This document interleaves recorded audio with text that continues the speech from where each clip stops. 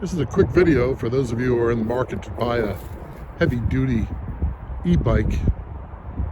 Have a little fun this spring and summer. Get out and enjoy some trails and find out what everyone's been talking about. This is an e-bike that I had put together and have had now for over a year.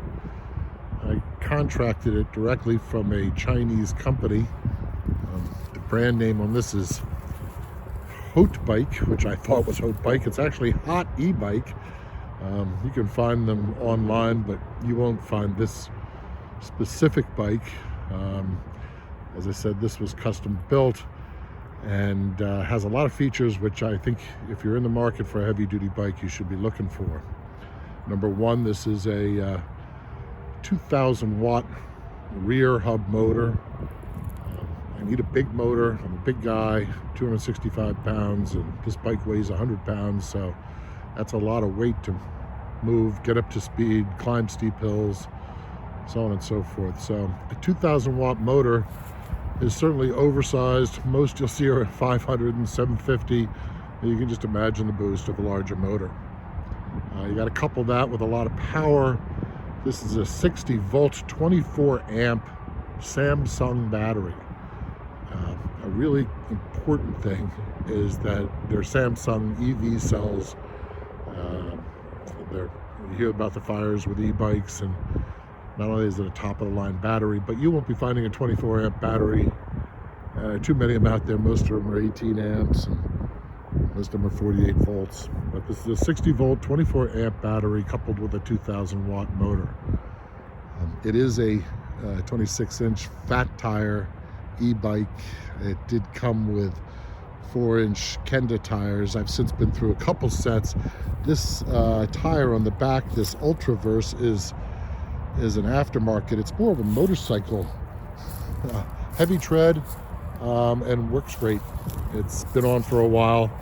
I like this bike so much that I actually bought a second one and had them just copy the specs and send me another one. So I have gone through about 6,000 miles between the two bikes. Let's keep going. This is an important consideration. This is a torque motor, not a cadence motor. There's a big difference. I only have it coupled with a 7-speed Shimano gears, but you don't need 21 gears. And there's a big difference between a cadence motor and a torque motor. A torque motor is a significant upgrade. It's worth it. It's more akin to your natural riding. Basically, a torque motor converts the pressure that you're applying and then applies the motor accordingly. A cadence motor basically switches on and switches off, on off. They're both great. I mean, but a torque motor is a significant upgrade. It has Shimano hydraulic brakes, disc brakes to the hub. You know, again, the mechanical brakes are out there, and I'm sure they're sufficient, but like a torque motor and a cadence motor, hydraulic brakes are a significant upgrade and something you should probably be looking for. This has steel fenders. You won't find fenders on most of these fat tire e-bikes anywhere, or if you do, it's a flimsy little plastic thing that kind of suspends out there in space. These steel fenders, I've thrown up enough mud on trails that I know that they're a key component.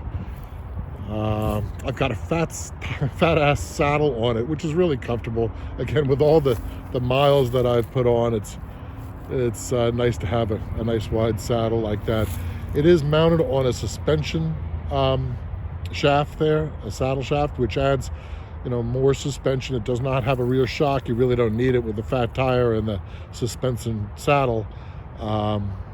But it does have a suspension shaft on it. It also has an adjustable handlebar, which is really important too, because you'll find that you really want to set it to your height and your forward and back, and it's nice to have an adjustable handlebar.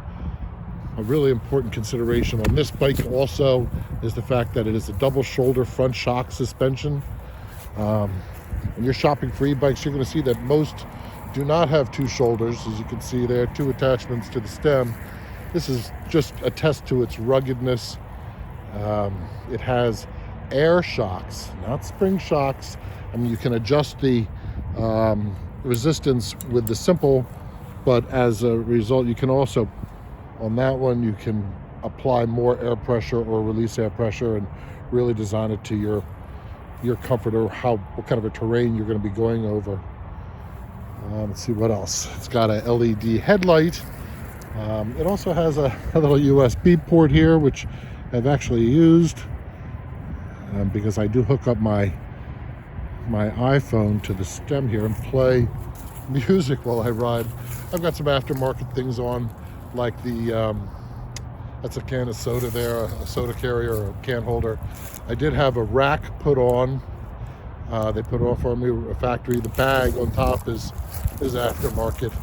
I just have it stocked full of stuff if I ever need it, like a collapsible fishing rod is right there, a bottle of water. I keep a tackle box in there. It's nice to be able to, as I'm going down any of the Green Ribbon trails or over on the Pennypack or anywhere in suburban Philadelphia, a lot of fishing areas, so it's great to drop a line in whenever you're so inclined. I do have a speaker there, a JBL Flip, which paired with this iPhone and an Amazon playlist, I can play any tunes as I'm going down the trail. It's great.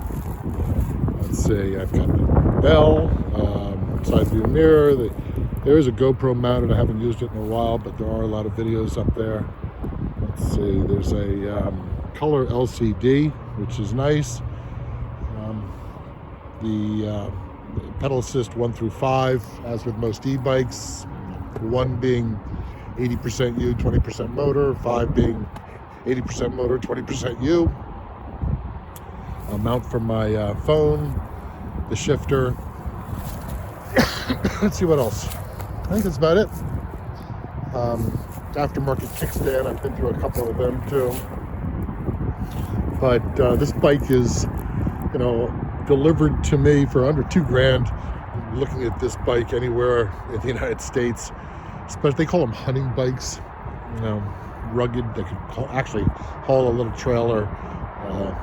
You'll find them anywhere between $5,000 and $8,000. This bike has more than enough juice in pedal assist 5 in 7th gear. It can top out at about 35 miles an hour, which is, to be honest with you, is way too fast. I mean, you hit a pothole or a crease in the road at 85 miles an hour and it's a tragedy. Generally, I only use that speed when I need to keep up with or get ahead of traffic if I'm on the roadway, but more often than not, I'm mapping out a trail or a route that has a wide shoulder and sidewalks. But when you need it, it's nice to have that speed. And I can generally stay ahead of traffic on any of these rural roads. We're up here at the top of Fort Hill, part of the Fort Washington State Park. You can hear the Pennsylvania Turnpike down below there. But this was the vantage point of the Colonial Army when they were leaving Germantown and before they headed to Valley Forge. This is where they camped and held ground. It's deserted now in the wintertime, so it's a nice ride to come up here. There's still a lot of trees down, remnants of Hurricane Ida that came through 3 or 4 years ago.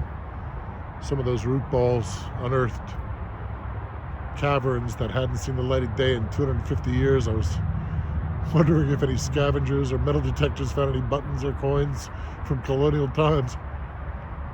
In any case, it's a beautiful day for a ride. Hope you enjoyed the video.